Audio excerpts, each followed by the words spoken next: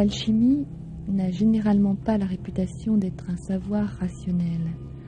Pourtant, au-delà des symboles, des images ou des mythes qui l'animent, elle n'en demeure pas moins un véritable discours interprétatif dans son effort pour penser la structure de la matière, et qui va trouver au XVIIe siècle des justifications inattendues par l'usage de concepts inspirés de la physique stoïcienne. Véritable pensée encyclopédique, l'alchimie restera au cœur des préoccupations des plus grands esprits de ce siècle. Leibniz, aussi bien que Spinoza, Newton ou Mersenne, prendront appui sur ces textes pour vérifier leurs expériences. Et même si Descartes la relègue dans son discours de la méthode au rang des mauvaises doctrines, près de 11 années plus tard, il la rangera au même titre que la quadrature du cercle parmi les opérations dont la raison peut rendre compte en dépit de la difficulté de sa réalisation.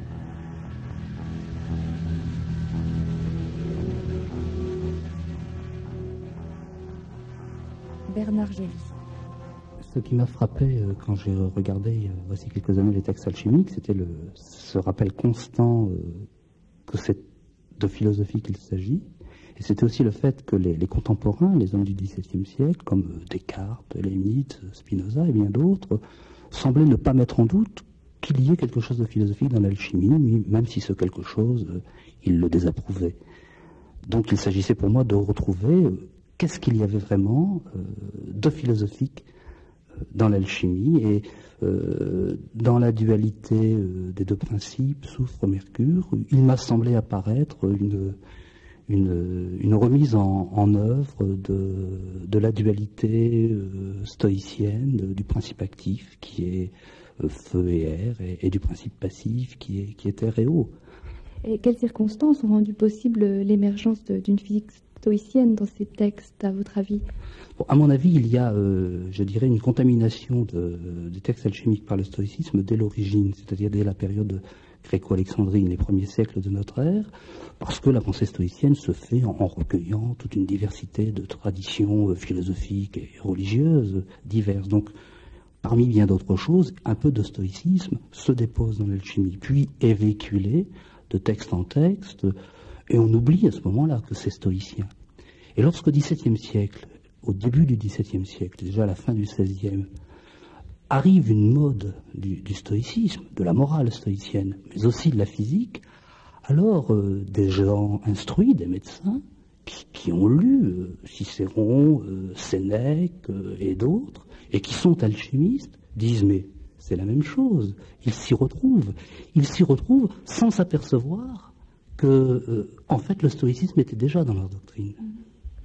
Mais pour quelle raison pensez-vous que justement les concepts stoïciens ont été préférés à ceux de l'aristotélisme, qui sont plus couramment relevés dans les textes alchimiques? Pour la raison suivante, c'est que pour Aristote, la matière et la forme, ce sont des principes qui n'existent que dans la pensée. Ce qui est réel, ce qui existe vraiment, c'est le composé, le synolone, le composé de matière et de forme. La matière et la forme en tant que principe, n'existent pas. Pour quelqu'un qui veut penser la réalité matérielle, ce serait très intéressant d'avoir des principes qui soient eux-mêmes matière. Or, c'est précisément ce qu'ont fait les stoïciens dans l'Antiquité. Ils ont modifié l'aristotélisme en faisant des principes aristotéliciens, non plus des choses pensées, mais des choses matérielles, des corps. Le principe actif et le principe passif sont matériels les uns comme les autres. Pour un alchimiste, voilà une doctrine idéale qui permet mieux qu'une autre de penser chimiquement la structure de la matière. Alors qu'est-ce qui produit le renversement? Est-ce que finalement la dimension stoïcienne reste toujours latente ou qu'elle ressurgit peut-être au bénéfice de nécessités particulières? J'ai tendance à penser qu'effectivement à la fin du XVIe et surtout au début du XVIIe siècle, cette coloration stoïcienne ressurgit, se renforce. Pourquoi? Parce qu'il s'agit de penser contre l'aristotélisme, parce que se développent toutes ces idées au XVIIe siècle, toutes ces recherches d'autres modes de pensée, et parce que aussi l'alchimie, dans le même temps où elle a tendance à devenir la chimie de tout le monde, beaucoup de gens adhèrent à la théorie des trois principes, en même temps va se trouver peu à peu contestée, va se voir vidée de son contenu, et donc c'est un effort de rationalisation. C'est dans un souci de se donner pour diverses raisons une plus grande cohérence qu'elle fait à nouveau, de façon plus précise, appel à des concepts stoïciens. Et ne pensez-vous pas que ces concepts stoïciens puissent peut-être aussi être techniquement plus opérationnels par rapport à la pratique de l'alchimie? C'est sûr que penser en termes de mélange total, penser que les deux principes, mercure et soufre, sont intimement liés comme deux frères, hein, disent les textes souvent, dans la matière première, c'est quelque chose qui est intéressant, puisque ce que la théorie dit semble particulièrement bien correspondre à la pratique. Donc on a là effectivement une philosophie, des concepts philosophiques qui, mieux que d'autres, instruisent le regard que l'alchimiste porte sur ce qu'il pratique, ce qui suppose évidemment que l'on pense le rapport entre la théorie et l'expérience autrement que nous le pensons aujourd'hui. Il est clair que pour un alchimiste, l'expérience, ce n'est pas ce qui permet de vérifier la théorie.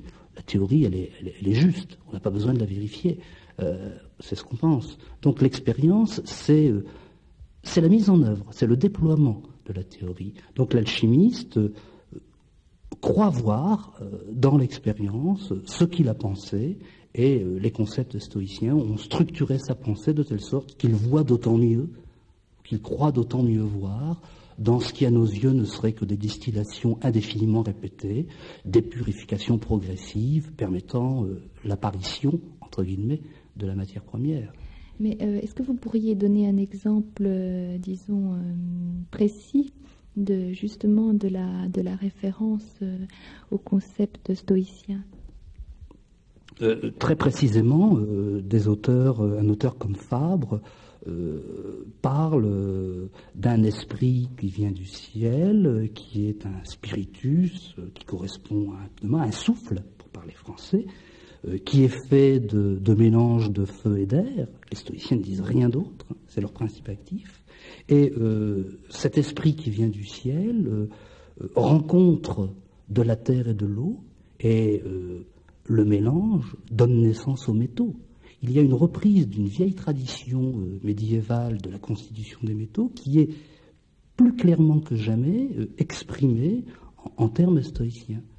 Et c'est ce qui permet de justifier une tentative de fabrication de la pierre des philosophes, c'est-à-dire de mise à jour de ces principes mélangés avec des impuretés, qu'on va pouvoir séparer des impuretés pour leur rendre toute leur activité, leur permettre d'envahir le métal, et donc de ne produire, là où il n'y avait que métal impur, cuivre par exemple, ou plomb, le métal pur, l'argent, ou mieux encore l'or.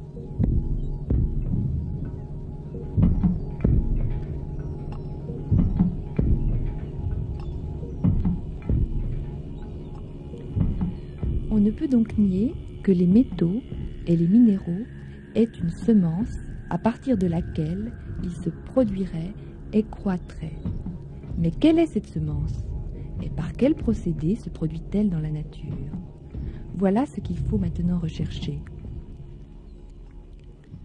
En même temps qu'elle se sublime et qu'elle circule à travers les pores de la terre, elle s'imprègne de diverses souillures, puisqu'elle rencontre l'impureté dans les pores impurs et souillés de la terre. C'est de cette impureté, comme je l'ai indiqué, que naissent les divers métaux imparfaits, à savoir le plomb, l'étain, le vif-argent, le fer et le cuivre.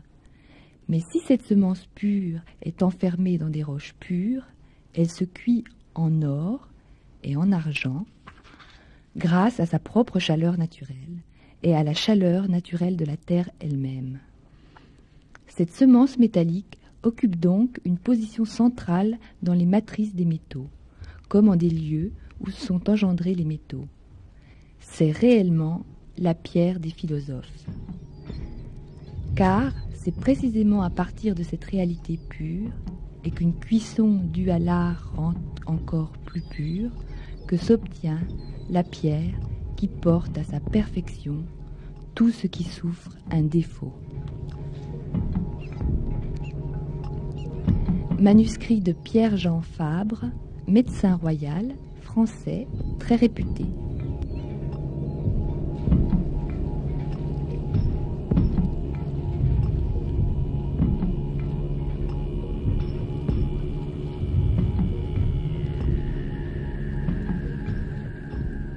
Donc les catégories philosophiques stoïciennes permettent finalement de rendre compte des techniques alchimiques.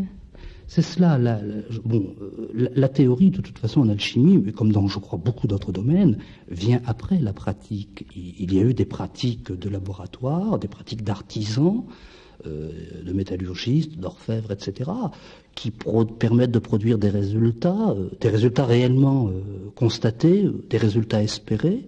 La théorie, c'est le moment où on essaye de penser cela, de le penser, de l'organiser dans l'esprit, pour ensuite pouvoir nourrir d'autres pratiques où l'on espère voir se réaliser ce que l'on a pensé.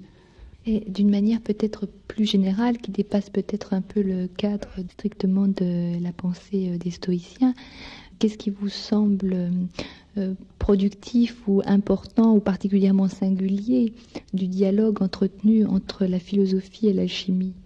Il y a un dialogue. Je crois que l'alchimie joue un rôle dans la pensée philosophique au XVIIe siècle, dans la mesure où elle contribue à tout ce remue-ménage conceptuel qui correspond à l'émergence des nouveaux modes de philosopher, des nouveaux modes de se représenter la pensée. Il ne faut pas oublier quand même qu'à la fin du XVIIe siècle, Newton, dans son effort pour comprendre quelles sont les forces qui permettent l'attraction universelle, se tourne du côté des manuscrits alchimiques. L'un des plus grands lecteurs de textes alchimiques du XVIIe siècle, c'est Newton.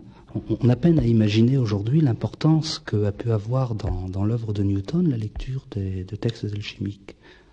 On a retrouvé, il y a une cinquantaine d'années, tous les manuscrits alchimiques de Newton, et on a pu s'apercevoir alors qu'il avait vraiment utilisé comme source d'information les textes alchimiques du XVIe et du XVIIe siècle pour nourrir sa réflexion, pour essayer de comprendre ce que pouvait bien être cette force qui faisait se rapprocher les corps les uns des autres, pour essayer de comprendre ce qu'était au fond l'attraction universelle. Je crois qu'on a là un exemple tout à fait privilégié de la place que tenait la pensée alchimique au XVIIe siècle, et qui nous montre qu'elle est autre chose que ce qu'on a tendance à s'imaginer aujourd'hui. Ce n'était pas un ésotérisme, ce n'était pas une science cachée, réservée à un petit nombre, mais un savoir assez largement répandu dans les livres, et un savoir qui paraissait suffisamment cohérent, solide, pour qu'un homme comme Newton puisse s'y intéresser, y passer beaucoup de temps, et espérer y trouver de quoi organiser sa propre pensée, son propre savoir. Donc à l'époque, les textes alchimiques, la littérature alchimique en général, n'étaient pas considérés uniquement dans la perspective d'une langue symbolique plus ou moins occulte et réservée. Ah, je ne crois pas. Cette tendance-là existe au XVIe et au XVIIe siècle, on ne peut pas le nier. Il y a des gens qui, à l'époque, utilisent effectivement les concepts et les images d'alchimie pour construire des représentations qui les font s'éloigner considérablement d'une pensée du réel, comme objet de rêverie. Cela existe, pourquoi pas, mais c'est pas d'abord cela, à mes yeux, l'alchimie au XVIIe siècle. C'est d'abord un effort pour penser la structure de la matière et la penser dans un cadre général, dans le cadre d'une philosophie naturelle. Un certain nombre d'alchimistes voient dans la philosophie chimique une véritable pensée encyclopédique qui leur donnera la clé pour interpréter à la fois tous les phénomènes qui se produisent dans la nature, mais aussi tous les types de discours. Le discours religieux, le discours mythique, le discours des autres philosophies qui, à leurs yeux, prennent sens dans leur construction alchimique. Et cela, ils l'écrivent, ils le publient, ils recherchent des éditeurs, ils veulent que tout le monde le sache.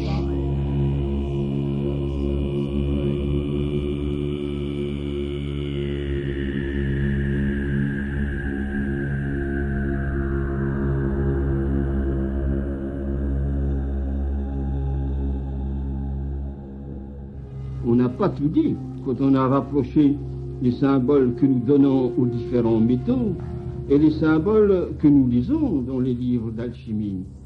Le symbolisme alchimique dépasse la désignation matérielle. En somme, quand l'alchimie fait une expérience sur les matières, il donne à cette expérience une portée cosmique.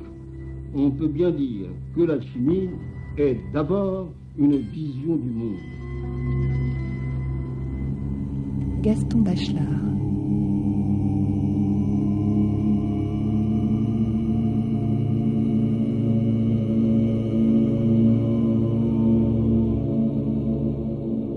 À la figure qu'à la fable, bien que l'image possède sa propre économie discursive, qu'elle permette de plus larges possibilités de symbolisation.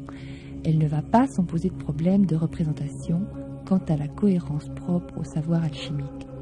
Pourtant, on va voir peu à peu se répandre l'usage de l'illustration au point que le traité alchimique devient livre muet. C'est le cas du Mutus Liber d'Isaac Boileau, qui ne possède plus ni lettre dédicatoire, ni préface à l'intention du lecteur, et ne garde que ces quelques mots d'avertissement. Cet ouvrage est admirable en ceci, c'est qu'encore qu'il soit intitulé livre muet, néanmoins, toutes les nations du monde, les Hébreux, les Grecs, les Latins, les Français, les Italiens, les Espagnols, les Allemands, peuvent le lire et l'entendre. Aussi, est-ce le plus beau livre qui n'ait jamais été imprimé sur ce sujet, à ce qu'en disent les savants, y ayant là des choses qui n'ont jamais été dites par personne. Il ne faut qu'être un véritable enfant de l'art pour le connaître d'abord. Voilà, chers lecteurs, ce que j'ai cru devoir vous dire. Jean-Paul Piquion. L'écriture alchimique s'englue dans des problèmes de terminologie d'expression qui tiennent au fait qu'elle se constitue à partir de l'amalgame de plusieurs textes dans un canon qui mélange les sources, qui renforce les confusions terminologiques. Dans certains traités alchimiques, on trouvera ainsi des listes de mots qui essayent de déchiffrer les sens multiples et souvent même contradictoires que peut avoir un mot comme simplement le mercure, un terme comme le soufre, etc. Ça, c'est le premier facteur. Le second facteur, c'est que à l'époque qui m'intéresse, c'est-à-dire au XVIe siècle, à la fin du XVIe siècle et pendant le XVIIe siècle, l'alchimie tente de se constituer en savoir. Elle cherche à se donner ses propres structures explicatives, à se fonder en théorie. Elle vise donc un statut de science commune. Elle développe, si vous le voulez, des critères qui correspondent à ce que le sociologue de la science, historien de la science Kuhn a appelé les paradigmes de la science commune d'une époque. Et elle le fait ça en conflit avec la science qui a son autorité, la science enseignée par le traité dans le cours universitaire. Elle est un autre savoir, une autre forme de culture, d'autres pratiques. Elle vise surtout d'ailleurs les médecins, et c'est dans cette perspective-là, sous cette double influence, qu'elle va viser, à mon avis, l'iconographie, qu'elle va de façon plus précise tenter d'utiliser l'image à des fins de représentation de ces structures de savoir. Donc l'image devient finalement un protocole de connaissance. Elle devient un protocole de connaissance qui peut associer, parce qu'elle a cette simultanéité de la lecture, mais qui peut se découper en plusieurs plans. Elle peut associer le protocole opérationnel, l'explication par le principe, et puis la mise en contexte dans le projet d'ensemble de l'alchimie. Mais alors, à quel type de rationalité peut correspondre l'image? C'est une rationalité d'ordre scientifique, au sens où on entend toute science de ce temps, c'est-à-dire qu'elle doit montrer comment se vérifie par une expérience, et je dis bien vérifier, se confirme par une expérience, certains présupposés théoriques. On passe, si vous voulez, au départ de l'impéria, d'une pratique expérimentale, routinière, répétée, qui vient confirmer des présupposés, des assumptions théoriques. Donc le langage devient figure dans cette démarche. Précisément, et c'est d'ailleurs là le problème du langage alchimique. Il va, pour respecter ses contenus, et ces contenus qui reposent sur une analogie non pas formelle, mais réelle, entre les êtres qui composent la nature, pour respecter cet univers de similitude, de ressemblance concrète qui est l'être de la nature dans ses manifestations particulières, peut-être l'expérience. Ça, c'est la vision alchimique. Il va falloir passer par un langage qui exprime, dans le concret du mot, la similitude et la ressemblance véritable et concrète. Donc ce langage-là ne peut pas être le langage abstrait, sous-tendu par des notions conceptuelles de la tradition aristotélienne. Et il va faire appel à la figure. Mais cette figure-là, dans la langue écrite, elle pose plusieurs problèmes, les problèmes de confusion de nomenclature dont j'ai parlé, et puis parler par parabole, comme disait Mersenne dans sa critique des chimistes, parler par parabole, ce n'est pas nécessairement instruire. Ou pour reprendre ce que dit Bachelard, on peut bien représenter ses rêves, on peut peut-être apprendre les rêves des autres, mais il est très difficile d'apprendre ses propres rêves aux autres. Donc, la figure, le langage figuré pose toutes sortes de problèmes que peut en partie résoudre, je ne dis pas totalement, l'iconographie alchimique. Et de quelle manière l'iconographie alchimique résout-elle ce type de problème? Elle les résout par des solutions d'ordre technique qui ont trait soit à la composition même de l'image, et soit par la création d'une séquence d'images, la composition de l'image même permettant de distinguer divers niveaux de lecture, la séquence d'images permettant de replacer les moments du travail alchimique dans la cohérence d'une stratégie intellectuelle et d'ensemble. Et dans quelle mesure peut-on dire que c'est la controverse entre alchimie et philosophie qui a stimulé l'alchimie à trouver ce type de représentation? Alors, c'est parce que la contestation du savoir alchimique par l'aristotélisme officiel devient virulente à une certaine époque. Elle a lieu d'une part au niveau épistémologique, c'est-à-dire dans les conflits qui ont trait à l'interprétation que l'on peut donner à certains textes d'Aristote dans un sens alchimique ou dans un autre sens, un sens, disons, qui respecte l'aristotélisme des éléments, de leur caractère, de leur propriété. Mais aussi, cette constatation-là, elle a lieu au niveau et à travers la contestation de l'écriture. C'est-à-dire que les aristotéliens voient dans la confusion de l'écriture alchimique une confusion de pensée, c'est le symptôme de la confusion de pensée qui caractérise tout le savoir alchimique. Et c'est alors, le passage à l'image va permettre, disons, de contourner au moins ce genre d'obstacle.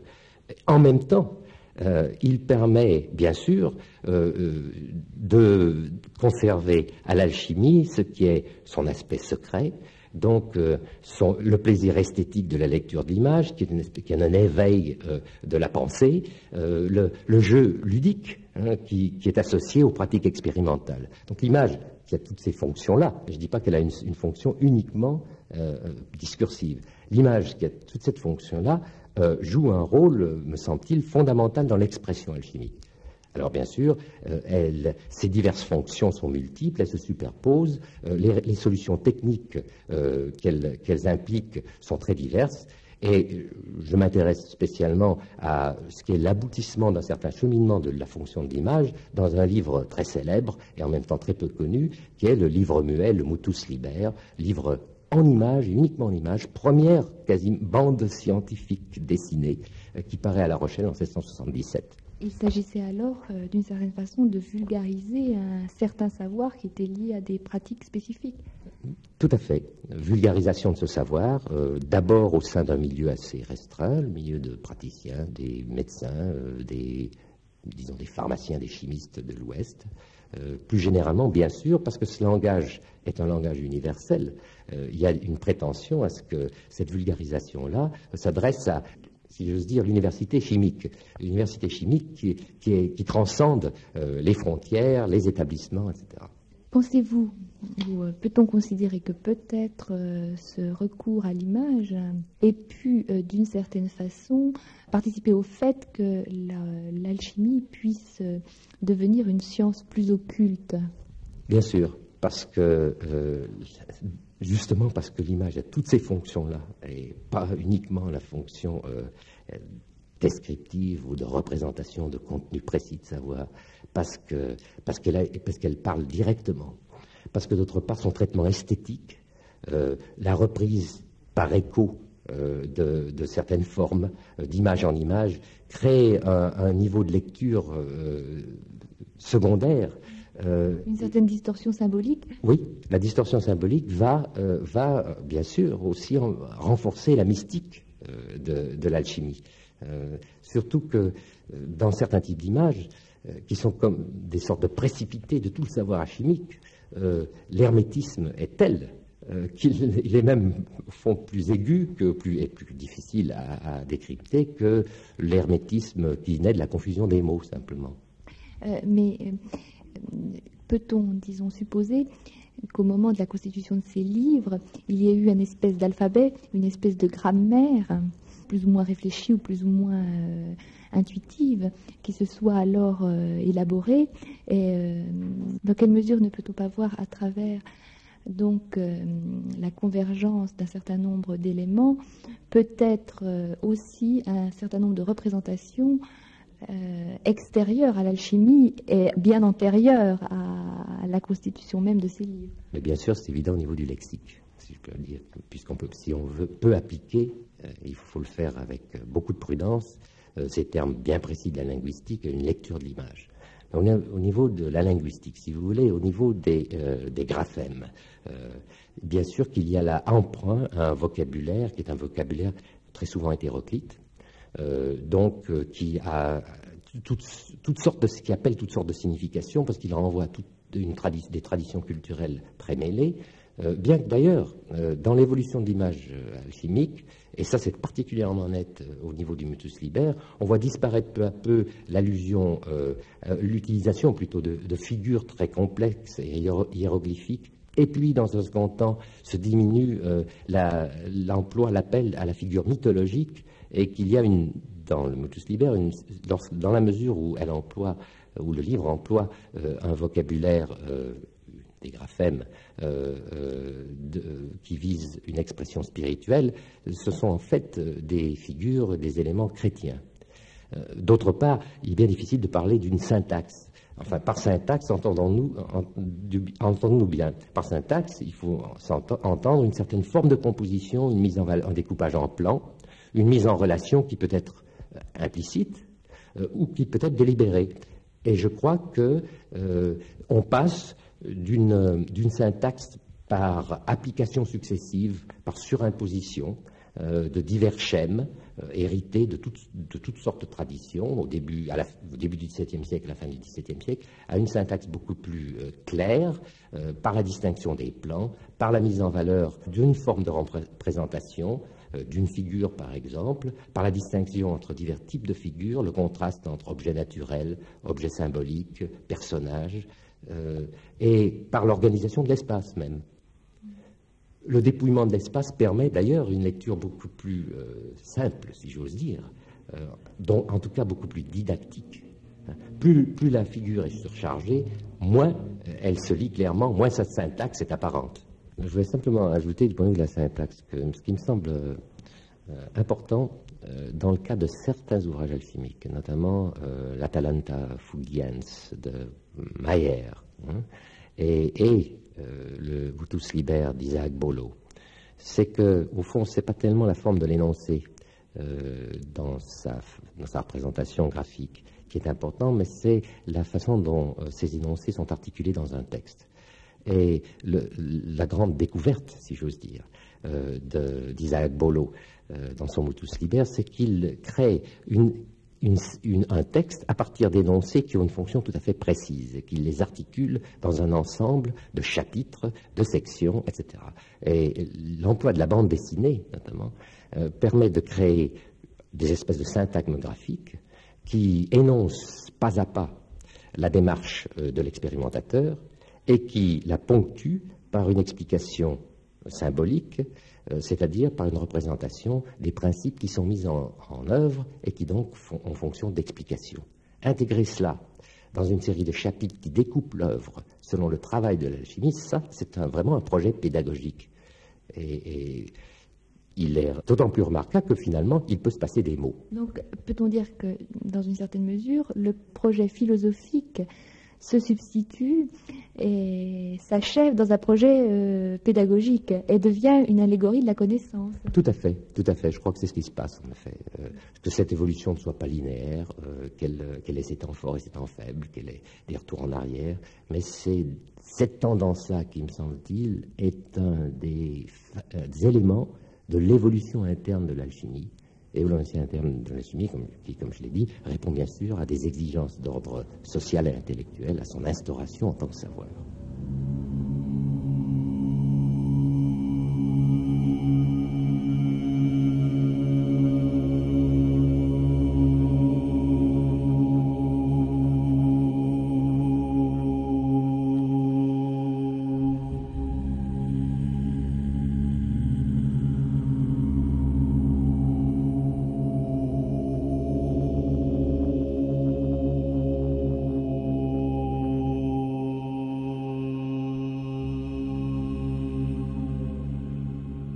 Dès lors, pour bien lire les livres sur l'alchimie, il faut maintenir le difficile équilibre des images, mais qu'on admire, et des pensées qu'on critique.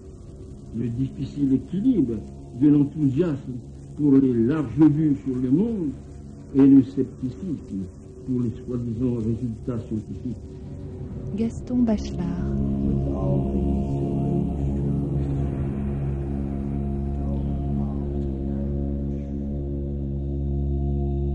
Tout ce que font les savants, en imitant la nature ou en l'aidant avec l'art caché, apparaît comme une œuvre magique, à tel point qu'en dehors de ces sciences proprement dites, toutes les autres servent aussi la magie. Il était de l'ordre de la magie de fabriquer une colombe d'argile qui volait comme les autres colombes de la nature, ou, à l'époque de l'empereur d'Allemagne Ferdinand, qu'un Allemand fabriqua un aigle et une mouche automates capables de voler par eux-mêmes. Or, tant qu'on ne comprend pas l'art, on continue à le qualifier de magie. Puis, on finit par le ramener au rang de science vulgaire. L'invention de la poudre d'arquebuse et de l'imprimerie fut une chose aussi magique que le phénomène de l'aimant. Mais à présent que l'art est connu de tous, c'est devenu là une chose vulgaire. Ainsi, l'art des horloges et les arts mécaniques perdent facilement de leur magnificence, car les rouages deviennent des corps visibles aux yeux du commun des mortels. Mais les choses physiques, astrologiques et religieuses ne se vulgarisent que très rarement. Or, c'est pourtant bel et bien d'elles que les anciens tiraient tout leur art. Campanella, du sens des choses et de la magie. Il y a 3 motifs dans ce programme campanellien. Le premier motif, c'est que toutes les sciences investissant la structure de la réalité, servent à la magie, en tant qu'il s'agit d'une activité pratique, que ce soit la magie ou l'alchimie, qui est un élément de la constellation du savoir magique.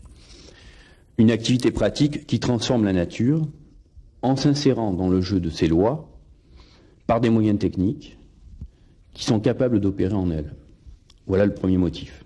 Le second motif, c'est que le halo mystérieux, ou l'aura, qui entourait le mage, en particulier au Moyen-Âge, comme s'il s'agissait d'un dieu ou d'un démon, au choix, s'est amenuisé après chaque progrès du savoir scientifique. Le dernier motif, c'est que néanmoins, les questions les plus hautes, à savoir les œuvres les plus profondes, en échappant à la prise du raisonnement rationnel, classique, restent encore prises dans les voies du mystère magique.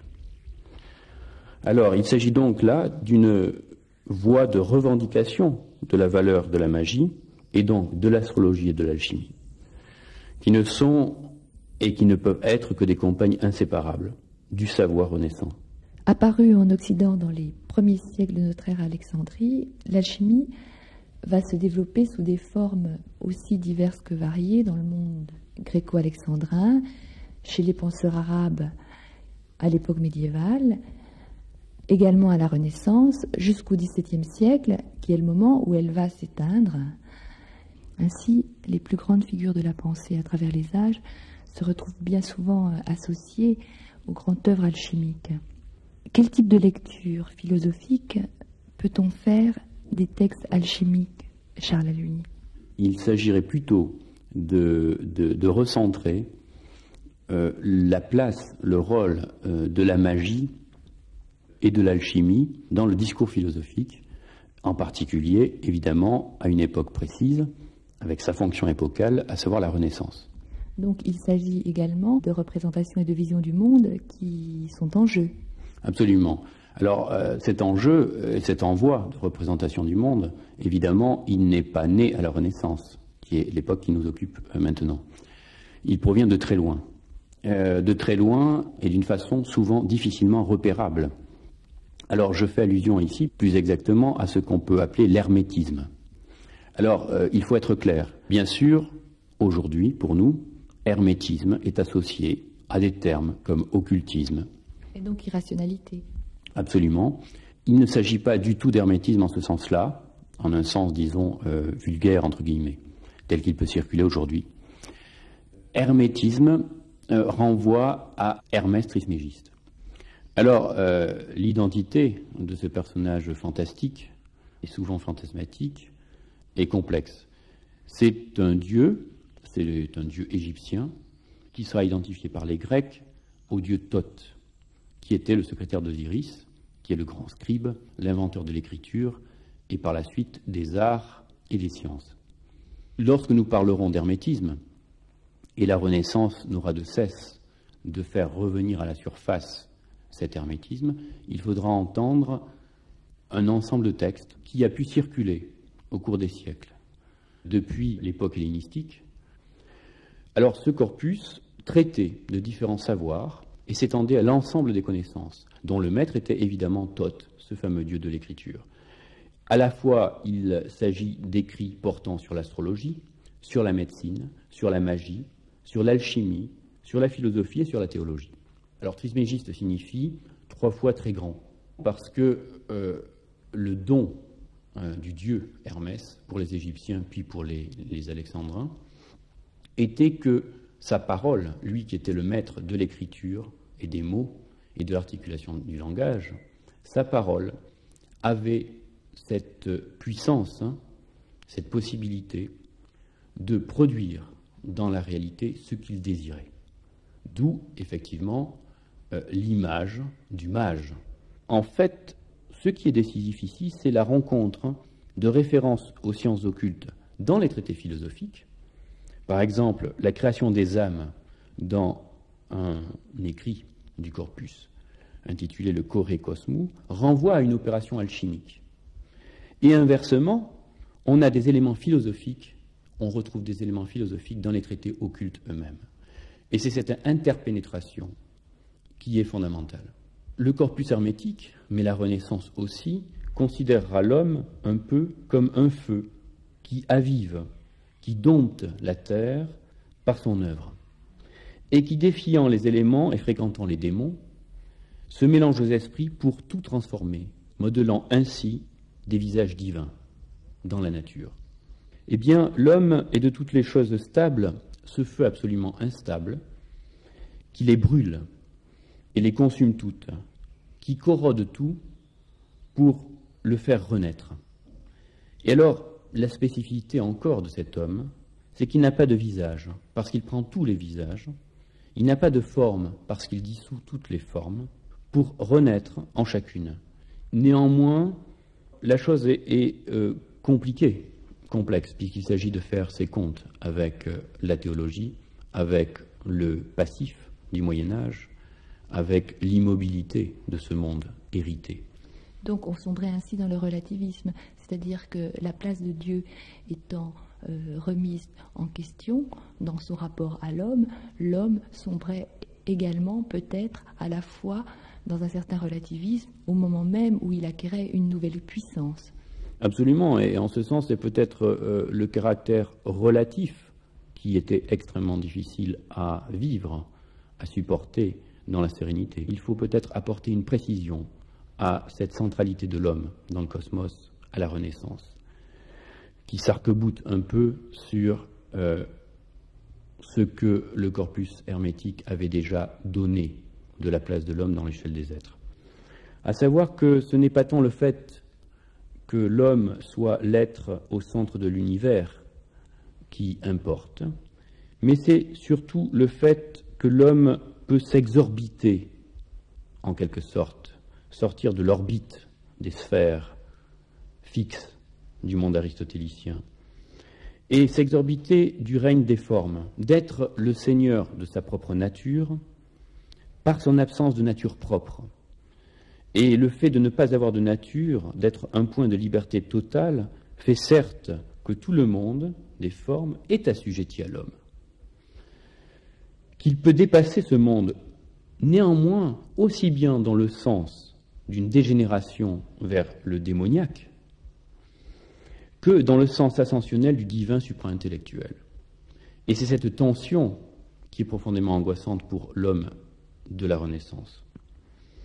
Alors, ce qui importe aussi, c'est sa singulière suspension à cet homme au centre des raisons définies des choses, et au fait que, d'une certaine façon, toute la nature, tous les étangs, toutes les raisons finies dépendent de sa décision à lui, l'homme. Tel est le prix et le poids de la liberté de l'homme à ce moment-là. L'humanité de l'homme renaissant, sa spécificité, cette marque nouvelle, sa propriété, cette rupture par rapport à l'ordre moyenâgeux, est en particulier que cette humanité ne consiste plus en une nature déjà donnée, mais dans son faire, dans son libre choix.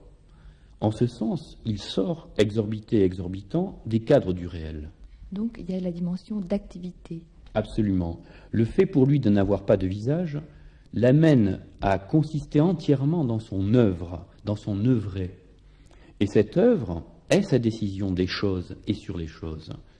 Et l'empreinte qu'il laisse dans le monde en y opérant, c'est-à-dire en le remodelant et en le réformant. Et là, précisément, intervient la fonction pratique, et pas seulement pratique, mais aussi de représentation du monde nouvelle, active, œuvrante, de la magie et en particulier de l'alchimie. Il n'y a qu'à prendre un certain nombre de signatures de ce que l'on considère comme des penseurs de la révolution scientifique ou des penseurs de la rationalité, des fondateurs de l'époque moderne. Alors, je prendrai quelques noms. Giordano Bruno, dont on sait qu'il a rompu les limites du monde clos vers un univers infini, définit quant à lui le mage comme un savant qui s'est opéré. Il dit « magus significat hominem sapientiam cum virtute agendi ». Donc, à nouveau, l'action, l'œuvre, l'agir. Mais venons-en à des philosophes, plus précisément dits fondateurs de notre rationalité moderne. Leibniz, par exemple. Sur les traces des mystères kabbalistiques, recherche entre Lull et Bruno la clé logique qui lui ouvrira tous les secrets de l'univers. Donc, d'une certaine façon, ce que l'on pourrait dire, c'est que cette fonction opérative de l'alchimie pourrait être cela même qui fonde aussi notre rationalité moderne. Absolument. Elle le fonde au sens où elle a été l'élément de rupture, un des éléments de rupture fondamental, insistant, récurrent, chez les savants, chez les philosophes qui ont ouvert ce monde de la modernité. Et je prendrai un dernier exemple, parce que je crois qu'il est très parlant. Je pense qu'il n'est pas jusqu'au froid et rigoureux Descartes, maître en rationalité s'il en est, et maître de l'ordre géométrique, qui n'ait été lui-même touché par cette angoisse et cette question. Dans sa jeunesse, il avait cherché, dans les récits du mage alchimiste Cornelius Agrippa von Nettesheim, à donner un corps à un rêve. Ce rêve était celui de l'Ars Magna, en cherchant à saisir le fundamentum mirabile, admirable, du savoir dans les calculs lulliens. Or, même une fois que Descartes aura renié, comme il le dit, tous ces mauvais livres et ces arts mauvais, il n'aura pour autant de cesse de rechercher le secret de la vie, par exemple, en examinant les cadavres, ou une manière de la prolonger, cette vie, et de vaincre la mort. En fait, ce qui nous apparaît comme un divorce n'a agi que comme un ferment qui est resté latent à travers les siècles. Oui, disons que c'est exactement ce que l'on pourrait qualifier de ferment. Mais je crois que, de façon largement dominante, c'est l'historiographie depuis le XIXe siècle. Et disons même depuis le rationalisme des Lumières, qui a compris la Renaissance comme l'envoi du divorce, séparant ratiocination pure, cartésienne, scientifique d'un côté, et force vitale, âme des cieux et des choses, tous ces résidus, comme disait Burckhardt, de superstitions antiques et moyenâgeuses. Or, on a tenté de voir qu'il n'en était pas ainsi. En réalité, ce dont il est question à la Renaissance, c'est fondamentalement d'un combat pur et simple contre ce divorce et contre une telle opposition, en vue d'une convergence nouvelle, d'une eta nuova, d'un âge nouveau. Il s'agissait en fait, pour les Renaissants, et on l'a vu dans Quelle angoisse, de détruire la sécurité d'un cosmos ahistorique ou anhistorique, à structure fixe, qui était réduit à une hiérarchie conceptuelle, rejetant tout ce qui sortait du cadre ou de l'orbite de cette forme universelle, qui avait été imposée à un moment donné, au Moyen-Âge, par la philosophie aristotélicienne. Face au squelette d'un homme qui se meut dans un monde de squelettes géométrisables, s'élève alors l'exaltation de l'idéal hermétique où la volonté, l'œuvre, l'acte produisent et dissolvent les formes, créent et se créent, se meuvent librement, protendus vers le futur, dans un infini de possibles, dans une ouverture sans limite. Parce qu'à l'homme opérant correspond précisément à ce moment-là l'univers comme possibilité inépuisée et inépuisable, où il n'est pas d'énergie qui ne nous serve. Et là, précisément, dans cette servitude recherchée, tentée de la nature pour le bien et le salut de l'homme, magie et alchimie joueront leur rôle opératif, centraux et décisif. Alors, l'infinie puissance de l'homme se recueille ainsi dans l'unité de l'acte humain. Voilà que le savant domine les étoiles et que le mage modèle les éléments. Voilà ce que signifiait la défense et l'illustration renaissante de la magie, de l'alchimie et de l'astrologie, que l'âge nouveau intégra dans sa célébration de l'homme. Penser à la Renaissance, il faut l'entendre de deux façons, à savoir qu'il s'agit pour nous, pour comprendre notre envoi, notre héritage, de ce qu'était pensé à la Renaissance. Et c'est souvent difficile d'y parvenir, mais pas simplement ce qu'était pensé à la Renaissance. Si penser à la Renaissance est ce que nous tentons d'en dire, et cette ouverture sur notre actualité, sur notre modernité, penser à la Renaissance implique aussi une tâche pour nous, à savoir qu'il nous faut, nous, penser encore à la Renaissance et y revenir. En fait, l'alchimie appartient à un type de méditation où se mêlent les songes et les pensées, où l'expérience est plutôt visée sur l'univers que sur les choses. Ce n'est pas pour rien que tant d'œuvres sont des conjonctions d'astrologie et d'alchimie. Finalement, c'est l'homme total, c'est la destinée même de l'homme qui était engagé dans la méditation alchimique. Gaston Bachelard.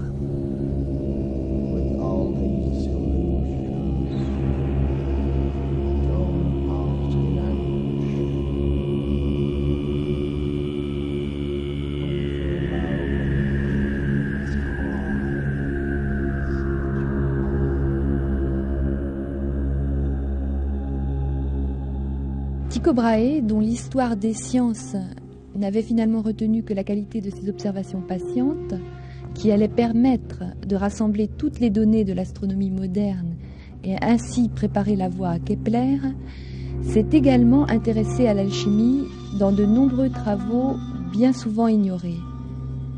Comment peut-on comprendre cet intérêt constant porté à l'alchimie tout au long de son itinéraire scientifique, Alain Segond? Eh bien, il faut replacer cet intérêt tout simplement dans la philosophie de la nature qui était prévalente à l'époque, et particulièrement dans la philosophie de la nature telle qu'elle avait été développée par Marcille Ficin à Florence et telle qu'elle a été propagée par la suite par Mélenchon en particulier. Donc dans cette philosophie de la nature, on ne sépare pas le ciel de la terre, contrairement à ce que faisaient les aristotéliciens pour qui il y a une différence fondamentale entre le céleste et le sublunaire. Pour les philosophes de la nature de type néoplatonicien, il y a une chaîne d'analogie qui s'étend depuis le haut de l'univers, depuis, disons, la zone de contact avec la divinité, jusqu'à l'homme, jusqu'aux pierres, jusqu'aux minéraux, jusqu'à la terre, jusqu'aux formes les plus inférieures de la vie. Par conséquent, un savant néoplatonicien ne peut pas négliger un seul étage de ce monde hiérarchique. N'étudier qu'un étage. Prétendre tout savoir à partir de cet étage, pour un néoplatonicien, c'est le péché capital. Il faut toujours considérer les rapports qui unissent l'étage que l'on étudie aux étages intérieurs et aux étages supérieurs. C'est au sein de ce programme de recherche que se place tout simplement le travail de Tycho Brahe dans le domaine de l'alchimie. Donc, dans cette recherche méthodique des correspondances, il y a aussi finalement l'établissement d'un parallélisme entre les divers domaines de la nature. Et comment fonctionne ce parallélisme ?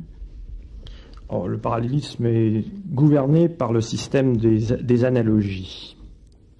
Aux planètes, aux 7 planètes de l'astronomie traditionnelle, correspondent un système de couleurs, de sons, de minéraux, de métaux, de qualités qui suffisent à expliquer la totalité, enfin du moins aux yeux du philosophe néoplatonicien, qui suffisent à expliquer la totalité des processus qui se déroulent dans l'univers. Par conséquent, l'astronome étudie un seul de ces processus. Il étudie, par exemple, les mouvements des planètes, leurs changements, leurs dispositions, leurs couleurs, etc. Mais tout ça, pour le néoplatonicien, a des effets dans ce bas monde, sur nous-mêmes, sur les plantes, sur les minéraux, sur les oiseaux, sur les cours d'eau, etc. Donc, il faut trouver les analogies qui vont permettre d'appliquer ce que l'on a trouvé dans le ciel aux choses d'ici-bas. Une analogie possible, c'est l'astrologie, une autre, c'est l'alchimie. Par le biais de l'alchimie, et en particulier par l'utilisation des couleurs, du système des couleurs qui sont associées aux planètes, on va tenter d'identifier ici-bas les minéraux qui, par analogie de couleurs, peuvent correspondre aux planètes et qui, par conséquent, pourraient avoir des capacités, des propriétés analogues à celles que l'on reconnaît aux planètes. Ça, c'est une partie du travail de Tycho Brahe dans le domaine de l'alchimie. Donc en fait, pour Tycho Brahe, il y aurait 2 domaines pour une matière unique, un domaine supérieur et un domaine inférieur. Oui, vous rejoignez tout de suite le thème des deux astronomies dont il parle assez fréquemment dans son œuvre, l'astronomie céleste et l'astronomie terrestre. L'astronomie céleste, c'est évidemment celle qui concerne les mouvements des 7 planètes, et l'astronomie terrestre, c'est celle qui, par le biais de la méthode des analogies, considère les corps dans ce bas monde correspondant aux planètes. Par exemple, elle va examiner le plomb en correspondance avec Saturne.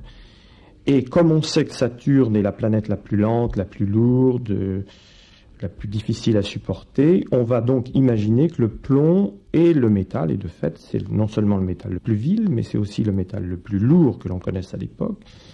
Tycho Brahe va donc s'imaginer, par exemple, pouvoir produire à partir du plomb une horloge chimique qui va l'occuper plusieurs années dans son travail. Le point de départ, c'est donc l'idée que le plomb étant lourd s'écoule, ou du moins se meut lentement, ce qui est un avantage pour une pendule.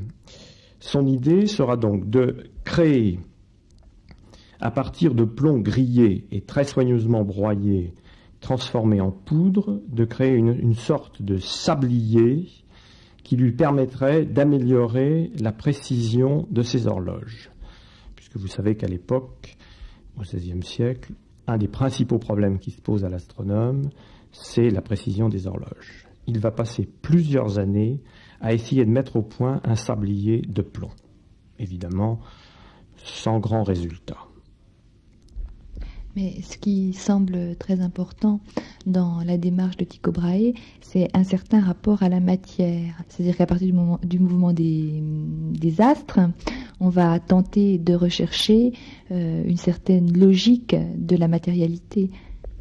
Oui, une logique de la matérialité qui serait gouvernée par les qualités reconnues aux planètes et accessibles à tous, alors ces qualités, puisque chacun sait que Saturne est très lent, que Jupiter au contraire est jovial et relativement rapide et producteur de bonnes influences, que Mars est extrêmement rapide et fort dangereux. Donc on pourrait, à partir de ça, trouver des analogies dans la matière et effectivement avoir un autre rapport à la matérialité. Le seul exemple que je connaisse donc dans toute l'œuvre de Tycho Brahe, c'est celui de cette horloge à plomb. En revanche, il y a une autre partie de l'alchimie qu'il a longuement pratiquée et qui est un petit peu différente, qui est l'alchimie des plantes et des minéraux, qui vise à produire de nouveaux médicaments. Ça, c'est là que l'essentiel de l'œuvre de Tycho Brahe en alchimie s'est développé. Mais l'essentiel du travail alchimique de Tycho Brahe, de par ses intérêts et de par sa formation initiale, se concentre dans le domaine de la médecine. L'essentiel de son travail vise à produire de nouveaux médicaments. Donc les uns à partir de la distillation et du travail sur les sucs ainsi obtenus à partir des plantes, les autres à partir du travail sur les métaux et éventuellement dans un mélange de ces médicaments à partir de plantes et de médicaments à partir de métaux. Dans toute son œuvre, alors on trouve des quantités d'allusions depuis son premier séjour en Allemagne, alors qu'il avait 17 ou 18 ans, jusqu'à pratiquement la fin de sa vie. Il n'a pas cessé de pratiquer ce type d'alchimie médicale. Partout où il a été, que ce soit à Copenhague, que ce soit sur l'île d'Urven, que ce soit à Prague, que ce soit même à Hambourg chez Rantzau, il a toujours transporté avec lui un fourneau alchimique, et la première chose qu'il a toujours préoccupé, c'est l'installation de ce fourneau alchimique. C'est la première chose. C'est une chose qu'on ne sait pas. Dans sa correspondance, par exemple, lorsqu'il a quitté Urven, donc en 1597, la première chose qu'il a écrite à Rantzovius, chez qui il se rendait à Hambourg, c'est de lui demander de lui préparer du bois pour faire fonctionner son fourneau alchimique. À qui s'adressent les critiques de Tycho Brahe ? Alors, il critique les aristotéliciens pratiquement partout dans son œuvre. Bon, je pense que ça, c'est un héritage de l'enseignement de type mélanctonien qu'il a reçu à Wittenberg en Allemagne. Ça, c'est l'origine lointaine. Deuxièmement, au cours de sa carrière, il a détruit une des fondations principales du système aristotélicien, c'est-à-dire qu'il lui a été donné par l'entremise de la comète de 1577 et même déjà par la nova de 1572, de découvrir qu'il n'y avait pas de sphère cristalline dans le ciel, que par conséquent, l'existence d'un cinquième corps, l'éther aristotélicien, était extrêmement douteuse, que selon toute probabilité, il y avait de l'air entre la surface de la Terre et la huitième sphère, et de l'air dans un état de plus ou moins grande pureté, avec en plus dans le ciel des traces des éléments sublunaires. Donc tout le système matériel aristotélicien s'est trouvé renversé aux yeux de Tycho Brahe, simplement par son travail d'astronome. Ensuite, une fois qu'on s'est débarrassé de la quintessence, on se trouve devant le problème de la nature des cieux. Pour lui, les cieux sont très certainement formés d'un air mélangé à des traces, et peut-être à plus que ça, des éléments sublunaires. Par conséquent, il reprend la grande tradition platonicienne qu'on trouve déjà dans le Timée. Ensuite, apparaît à ses yeux le problème de l'apparition de cette fameuse nova de 1572 qui marque encore une étape dans le développement de sa pensée de la matière. Une fois qu'on est certain que cette nova est réellement, comme son nom l'indique, est une étoile nouvelle, apparue nouvellement dans le ciel, et non pas une ancienne étoile qui s'était ranimée ou, comme le croyaient tout simplement les aristotéliciens, une masse d'exhalaisons terrestres qui s'était accumulée dans un point du ciel et qui s'était enflammée, et qui par conséquent ne prouvait rien contre l'existence de la quintessence. Une fois qu'on s'est convaincu de toutes ces choses, il faut encore trouver un mécanisme d'explication permettant l'apparition dans le ciel d'un phénomène aussi extraordinaire qu'une étoile nouvelle. La seule solution que va trouver Tycho Brahe, eh bien c'est celle que lui procure l'alchimie de type paracelsien. Donc finalement, les théories alchimiques lui servent à produire son modèle astronomique.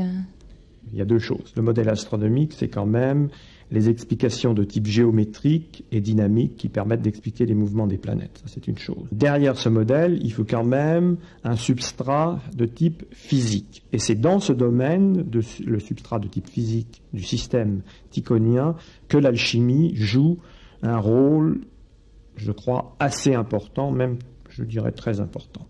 Puisque c'est l'alchimie qui lui procurera le seul modèle d'explication de l'apparition de la nova. Pour lui, cela prouve que la matière céleste, loin d'être inaltérable comme le pense Aristote, est au contraire le siège d'altération constante.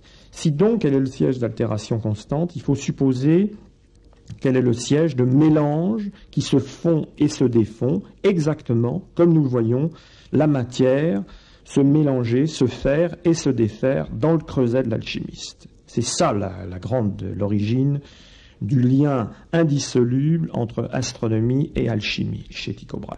C'est en quelque sorte un argument critique à l'encontre des aristotéliciens, puisque finalement Tycho Brahe va défendre que l'analyse des métaux est indispensable. Et en ce sens, il se rapproche encore une fois de l'alchimie, puisque c'est peut-être la science alchimique qui, elle seule, peut nous permettre de mieux comprendre les métaux. C'est-à-dire que ça lui permettra de comprendre qu'il y a une matière unique dans l'univers, contrairement à ce que pensaient les aristotéliciens, une matière unique qui est soumise au même processus chimique dans le ciel que sur Terre. Donc, que ce que nous pouvons expliquer sur Terre relativement aux métaux peut, par analogie, s'appliquer à ce qui se fait dans le ciel, et qu'inversement, les processus dont nous constatons l'existence, le développement et l'aboutissement dans le ciel peuvent aider à expliquer les processus alchimiques sur Terre. C'est donc, dans Tycho Brahe, s'accomplit, je crois, l'idéal parfait du savant néoplatonicien qui s'exprimait dans la fameuse première phrase de la table d'émeraude, en haut comme en bas. Les choses d'en haut s'expliquent comme celles d'en bas, les choses d'en bas s'expliquent comme les choses d'en haut, parce qu'il y a une unité totale de la matière dans l'univers. Donc la nova de 1572 cause à Tycho Brahe, je pense, une des grandes joies de son existence, puisqu'elle l'amène à la découverte, et elle lui donne la preuve que sa découverte est valide, elle l'amène à la découverte de l'unicité de la matière dans l'univers, en haut comme en bas, soumise au même processus chimique et explicable par les mêmes règles d'explication.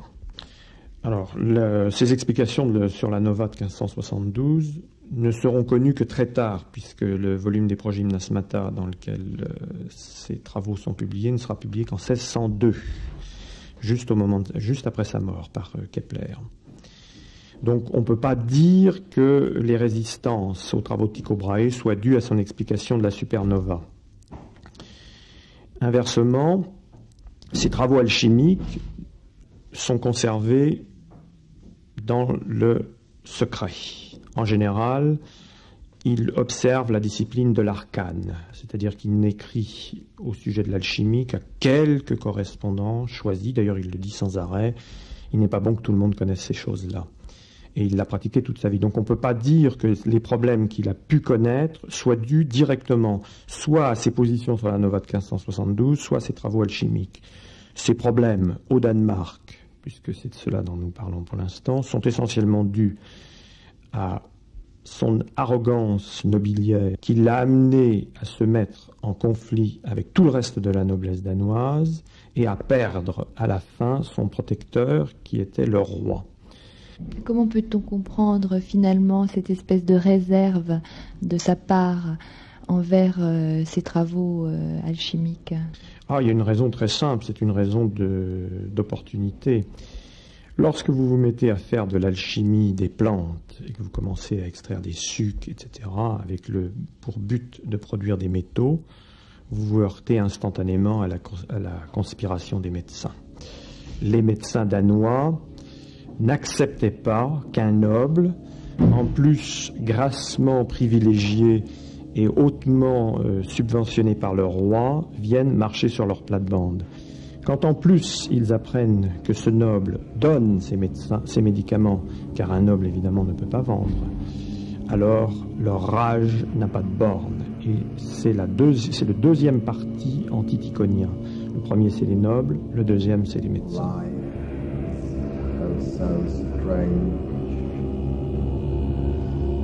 With all these illusions torn apart in anguish,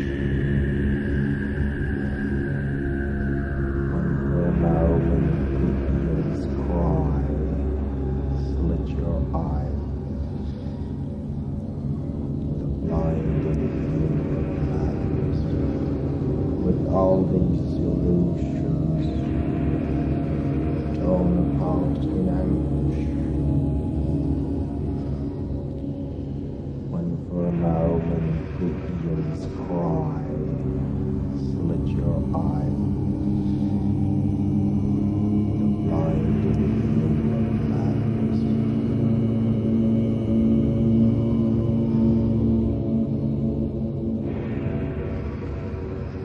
Today is all so strange. Vous avez choisi, Jean-François Marquet, pour illustrer les rapports entre la philosophie et l'alchimie, l'œuvre de Gerhard Dorn. Pouvez-vous nous en donner les raisons? Est-ce que son œuvre constitue une expérience particulièrement emblématique du rapport de la philosophie à l'alchimie? Oui, je pense que Gerhard Dorn, qui est un disciple de Paracelse, est tout à fait intéressant dans l'évolution de l'alchimie, dans la mesure où, dans son œuvre, pour la première fois, on observe un parallélisme tout à fait précis entre, d'une part, l'ancienne tradition opérative et, d'autre part, la tentative d'élaborer une alchimie intérieure. C'est la raison pour laquelle, du reste, l'œuvre de Dorn a pu passionner au XXe siècle un psychanalyste comme Jung et ses disciples.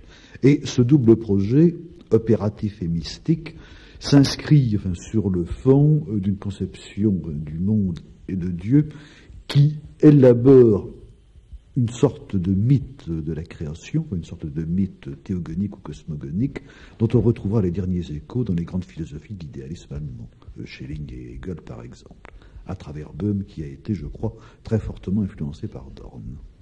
Pouvez-vous nous préciser qui était Gerhard Dorn? Oui, Gerhard Dorn est un alchimiste qui fleurissait entre 1570 et 1580 essentiellement, et dont les œuvres sont extrêmement nombreuses.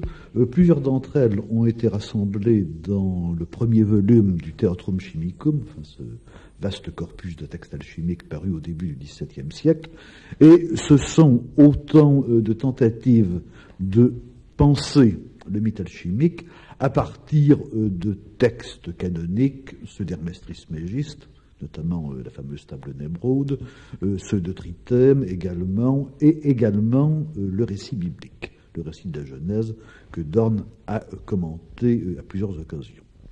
Et quels sont les principaux enjeux philosophiques qui traversent le processus alchimique tel que l'envisage Gerhard Dorn? Alors, je pense que ce qu'il y a d'intéressant chez Dorn, c'est la reprise au sein du discours alchimique de thèmes philosophiques qui sont essentiellement des thèmes néoplatoniciens. Il insiste beaucoup sur l'un, sur le fait que Dieu est l'un, et sur le fait également que la création, l'ensemble du monde fini, procède d'une matière première, une protéulée, comme disaient les Grecs, un mysterium magnum, un grand mystère, c'est l'expression qu'il reprend en Paracelse, matière première qui est comme une projection, comme un reflet inversé de l'imprimordial, comme si Dieu, qui est unité lumineuse et parfaite, se reflétait dans l'unité unité obscure, opaque, enfin nocturne de la matière première. Et c'est à partir de cette unité nocturne, à partir de ce mysterium magnum, donc, que Dorn va faire surgir l'ensemble du monde créé, et en cela, il suit Paracelse, bien sûr, mais il fait également écho au texte de la Genèse, dans la mesure où le monde créé va surgir chez lui par une série de partages. Au commencement, Dieu créa le ciel et la terre.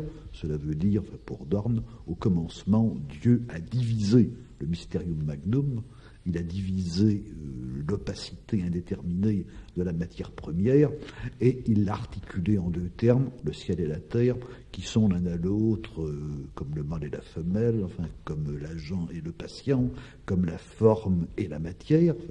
Et à partir de cette première division, on va en trouver d'autres, la distinction du sec et de l'aride, etc., poursuivre toujours le récit de la Genèse, jusqu'à la distinction, jusqu'au partage ultime d'Adam et d'Ève. Il va donc y avoir, au fond, ici, une reprise sur le terrain philosophique d'une tradition muséo-platonicienne, disais-je, mais peut-être plus ancienne encore, on peut aller jusqu'à Pythagore, qui finalement tente de cerner la naissance du monde au niveau des nombres. Le primat de l'un, le surgissement du deux, qui a toujours quelque chose de déstabilisant, de destructeur et de menaçant, et enfin le 3, où tout se reconvertit, revient à l'unité première et accède à une perfection relative. Donc l'engendrement de l'autre, enfin, ou d'un autre, ou du différent, procède du soi. Mais alors comment, disons que cette apparition de l'autre, qui ne peut être tirée que de soi, y compris pour le cas de Dieu, comme vous venez de nous le dire, comment cette singularité nouvelle procède-t-elle et ne pose-t-elle pas quelques difficultés ?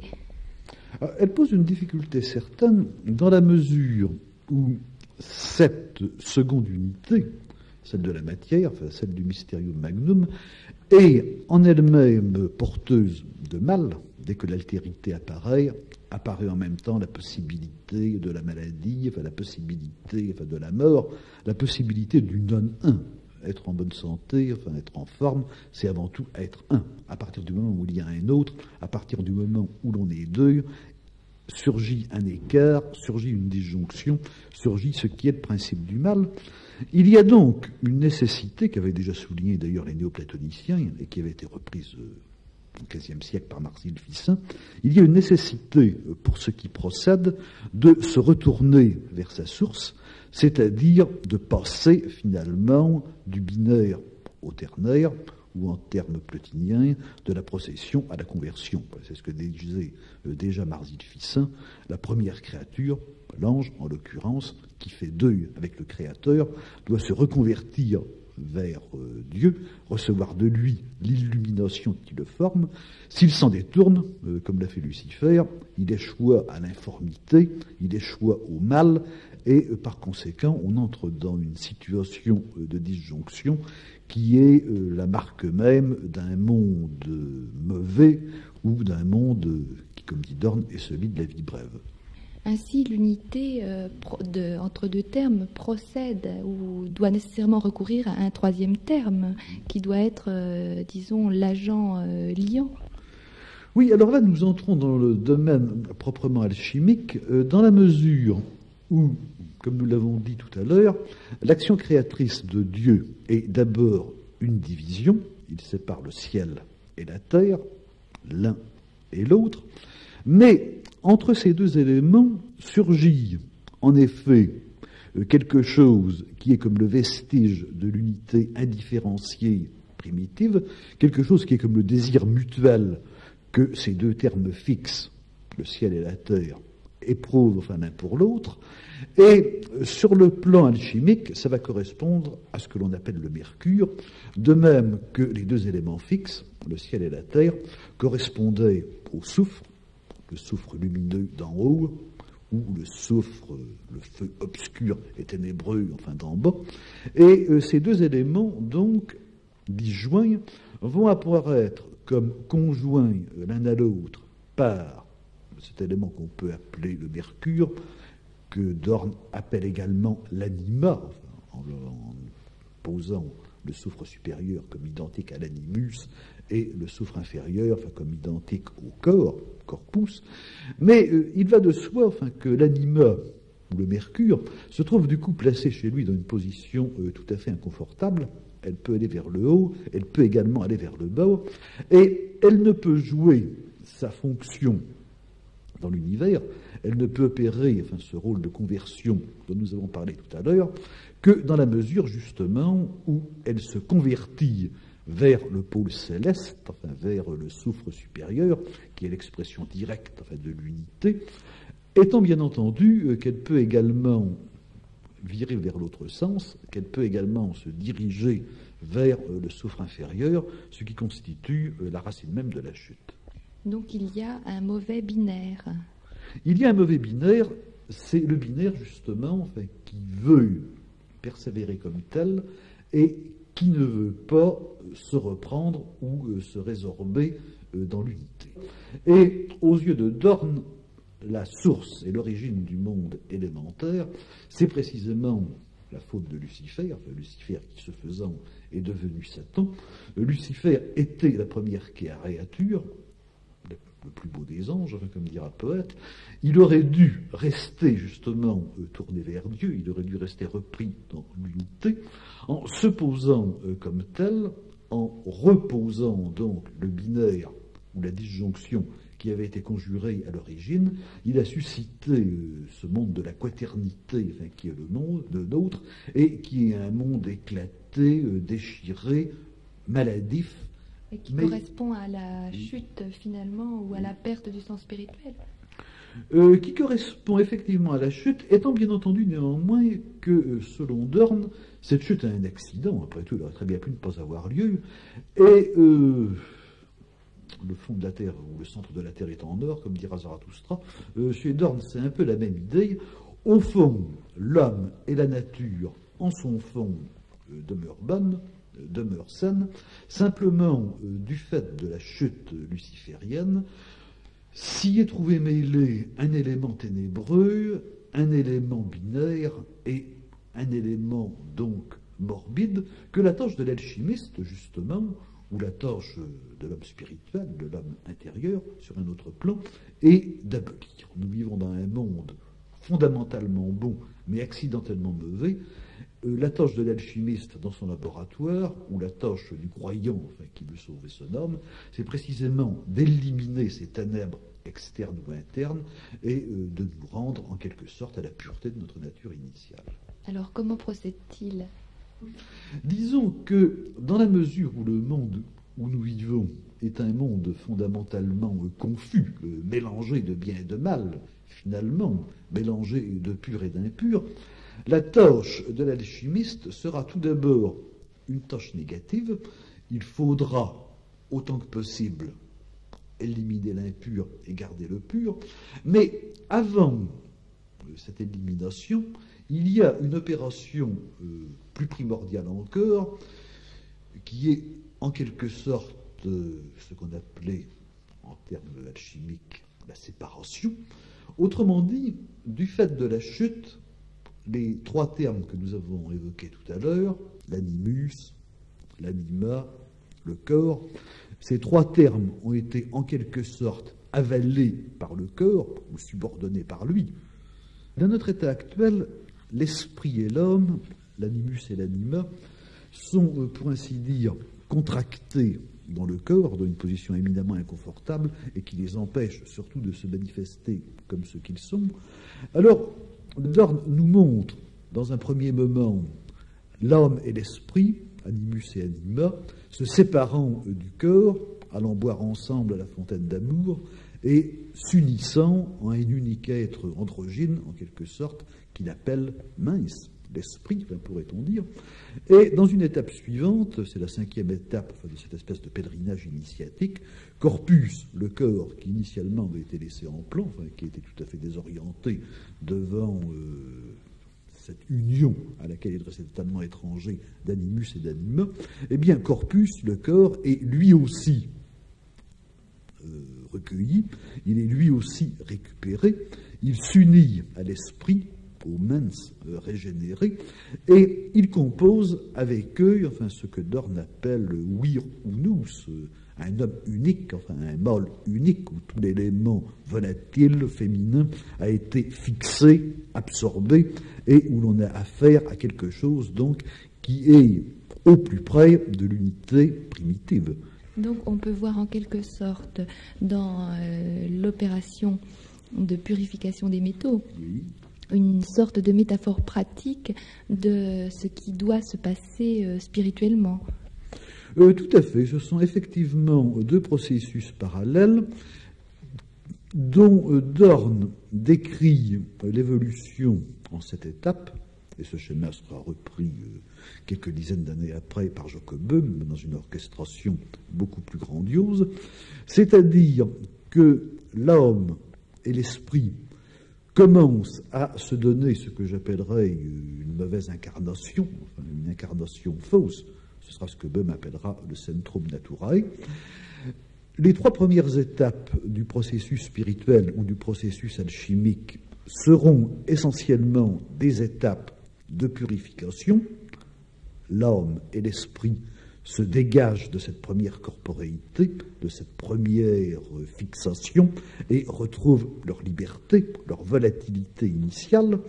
Et les 4 étapes suivantes sont au contraire l'élaboration de ce qu'on peut appeler un nouveau corps spirituel, une bonne fixation, une bonne terre, enfin si l'on peut dire, où vient se concrétiser l'union conjugale de l'homme et de l'esprit. Il s'agit donc d'aller du fixe au fixe, d'une mauvaise fixité à une bonne fixité, d'une mauvaise terre à une bonne terre, la Jérusalem céleste qui évoque la fin de l'Apocalypse. Il s'agit d'aller donc d'une mauvaise incarnation à une bonne incarnation, d'une mauvaise fixation à une bonne fixation, à travers un moment de libération, de séparation, qui est le point crucial de tout le processus, et évidemment le plus risqué, en même temps qu'il est le plus important. Donc il y aurait peut-être en droit une antériorité de l'alchimie intérieure. Il faut s'être sauvé soi-même ou s'être guéri soi-même pour pouvoir guérir le monde. Mais je pense malgré tout que l'essentiel, c'est le parallélisme entre ces 2 types de travaux, le travail interne et le travail externe. S'il faut être sauvé soi-même pour sauver le monde, on peut dire inversement que c'est dans sa tentative pour sauver le monde, pour libérer le monde du temps, enfin de la fugacité, du règne de Saturne, et pour établir un âge d'or, on peut dire que c'est dans cette tentative, d'une certaine façon, que l'homme prend également conscience de l'enjeu interne que signifie pour lui le salut. Je pense en fait que ces 2 processus, le processus externe et le processus interne, sont parallèles l'un à l'autre, dans la mesure, encore une fois, où ils ne font que refléter un processus encore plus profond, puisque c'est celui-là même de la création divine. Dieu, lui aussi, pour créer le monde, a dû diviser, puis unir. Eh bien, c'est la même opération que nous répétons en nous, que nous répétons en dehors de nous, mais encore une fois, nous ne faisons dans tout cela qu'être les imitateurs, les modestes imitateurs du Créateur. So strange, with all these illusions torn apart in anguish. L'alchimiste aime à mettre son travail sous le signe des plus anciens chercheurs, dans la lumière des premiers sages. Trouver est alors retrouver, remettre en action des principes oubliés. Sans doute, dans tout le courant de son histoire, l'alchimie assimile des découvertes, mais les pensées et les expériences nouvelles ne viennent souvent que comme des illustrations des principes traditionnels. Ainsi, l'alchimie est remarquable à la fois par son unité et par sa permanence. Gaston Bachelard.